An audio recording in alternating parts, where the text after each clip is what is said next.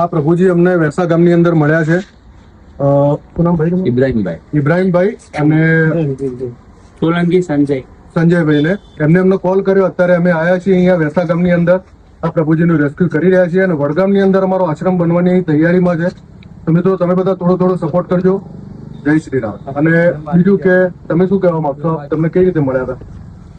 અમને અહીંયા આજે ફરતા હતા તો પછી અમે અહીંયા એમને બેસાડીને અમે એમને નાસ્તો બાસ્તો કરાવ્યો અને પછી અમને કરુણા ફાઉન્ડેશનનો કોન્ટેક્ટ કર્યો. તો રજનીશભાઈ પોતે આવીને ને પ્રભુજીની મુલાકાત કરીને એમને લઈ જવા માટે આવી ગયા છે. તો અત્યારે અમે એમને વડગામ પોલીસ સ્ટેશનમાં લઈ જઈશું, ત્યાં એમનું રજીસ્ટર કરીશું અને એના પછી અપનાગર આશ્રમ મમતાને અમને કોલ કરીને એમની એમ્બ્યુલન્સ બોલાવીશું. જય શ્રી અને થેન્ક યુ ભોલાભાઈ અને એમની ટીમ અપનાગર આશ્રમ કે જે લોકો એમના આવા વ્યક્તિઓને રાખે છે અને એમની સંભાળ રાખે છે.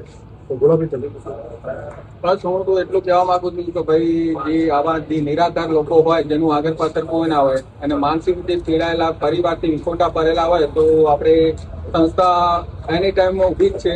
તો આવા કોઈ નિરાધાર પ્રભુતિ હોય તો અપનાગર આશ્રમ ઉમતા આપણે સંપર્ક કરો અથવા આપણે રજનીશભાઈ એ સોશિયલ મીડિયા એમનું ગ્રુપ ચાલે છે તો આપણે રજનીશભાઈને એમને તમે સંપર્ક કરી શકો છો. તો છાપી પોલીસ સ્ટેશન અમે અમને લઈને આવ્યા અને છાપી પોલીસ ખરેખર સારું કામ કર્યું અને સેવાનું કામ એ પણ કરે છે. તો મિત્રો જીતેન્દ્ર કુમાર સાહેબ જે એમને સપોર્ટ કર્યો છે અને હવે અમે અમને અપનાગર આશ્રમ ઉમતા મોકલી રહ્યા છીએ. જય માતાજી, જય હિન્દ.